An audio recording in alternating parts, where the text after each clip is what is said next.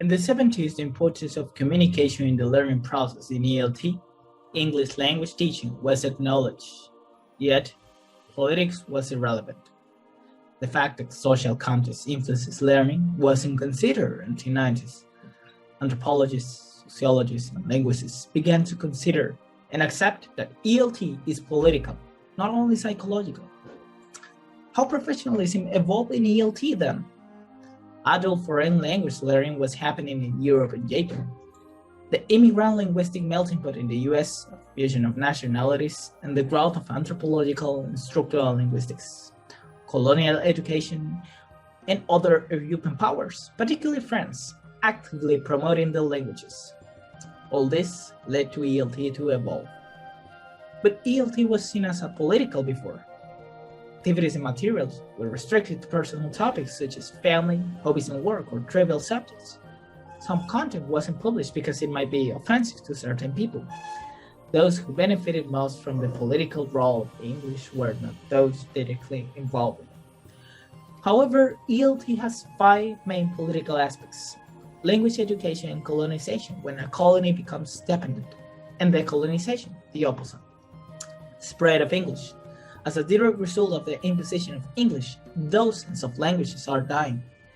Teaching immigrants and refugee learners in ESL, United States, Canada, United Kingdom, Australia, New Zealand, and elsewhere. Internet. A democratization of communication that also separates rich and poor even more. English and globalization, chances to travel in order to teach or get training, an economic expansion and mobility, or a virtual mobility and easy communication. It's easy to see how ELT has a political significance. So here's a dilemma. If the spread of English has a devastating effect on children, do I want to be part of it? On the one hand, it is good to teach English in several ways that as universal values, but it can also be seen as universal evils, scourge on the other languages and cultures. To make you feel good, remember, in the classroom, teachers develop good relation with the student. They act as a cultural bridge between him and the new culture. They give these people access to English, which may improve their life in many potential ways: material, intellectual, or spiritual. Now, critical pedagogy is a tool in which a teacher gives insight to help students to question and challenge inequalities in families, schools, and societies. But that requires collaboration and a high responsibility to be taught for ELT. We need to be attentive for their individual needs, kind, and to show clearness when explaining. We reach the goals through reflection, practice, interaction, constructive feedback, and continuous learning about the changing conditions. In general, teachers deploy a sense of citizenship when promoting this political approach. Now the student has a lot of new open doors. Personal fate.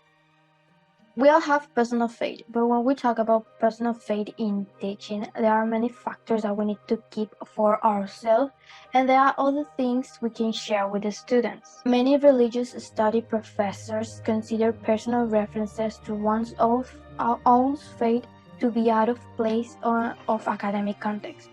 In Unit 4, we saw that above all, teachers must demonstrate integrity and impartiality. That is very important. And ethical behavior with the conduct to the parents and to the co-workers. Personal fate in teaching. In the case of a language classroom, they might bring up their own experiences about the language, but according to what a professional teacher is, they must separate their religious beliefs from teaching. Sometimes teachers may unconsciously involve their own values and morals into the classroom. Teachers have to adopt and enforce a policy of mutual respect for others' beliefs and opinions. Now, moving on to the question, do religious beliefs affect your teaching? Well, in my opinion, I don't believe that my personal beliefs affect my teaching, because my faith influences who I am as a person, but it doesn't influence my teaching. My values have been collected throughout my life, my experiences, and I always said that we must treat others as we would like to be treated. What we should always consider is the student's background, know their motivation so we can act as their moral agent throughout the learning of the language. Here is an extract that I took from one reading in Unit 3. The appearance of unethical behavior can be just as damage to public confidence in the profession as unethical conduct itself. So we have to be really careful about what we share with the students. And now the final question. Does a teacher have a right or a responsibility to share her religious beliefs and values with their students? Well, there is a case where we can share our religious beliefs, but when we are out of academic context, like more in a conversation, but our values can be shared all along the process of teaching because there are values everywhere. Students can catch values and morals from working as a team because they can share ideas and thoughts, or doing a lesson material because now in lessons materials are full of values. So to conclude, we have to keep in mind everything we share with the students. Thank you so much. Hi, hello, my name is Uciel Albarran, and now I'm going to start talking about the tolerance. But first, what is it? Tolerance is the willingness to accept behavior and beliefs that are different from your own. Now, why is it important to use teaching? Tolerance plays an important role in promoting social equality at school. For example, tolerance helps the students how to interact with others. This point it is very important because it will help the students to work with anyone. Another benefit is that tolerance teaches the students how to learn from people. If they learn from other people, they are going to improve their weakness but also their skills. On the other hand, how can you teach tolerance in your classroom? Well, I will mention two tips. First, empathy. It's very important because the students can act rudely when the teacher is trying to create a safe space in the class. Many people think and use empathy and tolerance as the antidote to bullying. Another tip is your own example. Always is much easier said than done. So you have to be a good example for your students.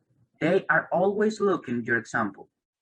As I said before, tolerance is very important to teachers because they have to deal with many difficult situations in the classroom. For example, when students are disrespectful with other students and with the teacher. Another example that the teacher needs to use this value is when other people, maybe their students or other professors, tell negative things about her or his. Now, how can teachers respond in this situation? First, they have to be patient and control their emotions. It will help them to not say something that later they would regret. Another important way for students to develop respectful tolerance for others is to come to understand that other people are as important and valuable as they are. By learning to be generous, students can experience the positive feelings to associated with altruism. As you can see, tolerance is very important. If you use it when you teach, surely you will be a better teacher. Hi, my name is Gabriel Contreras, and I'm going to be talking about professionalism. Professionalism includes principles or practices and or ethics that we share with our students and we develop through all of the years of our career as teachers. Anomalies in ELT here in Mexico, it's pretty frequent because of the mentality of if I know about it, I can teach it, when that's not the case. As teachers, we must touch the right organizations who are in charge to hire teachers so they can hire teachers who are actually prepared for English language teaching. As I mentioned, throughout the duration of your career as a teacher, develop a lot of principles, practices, and ethics, but as well other areas that are developed, learning or mentoring. We have to get to know our students so we can get to tackle where they lack in terms of learning.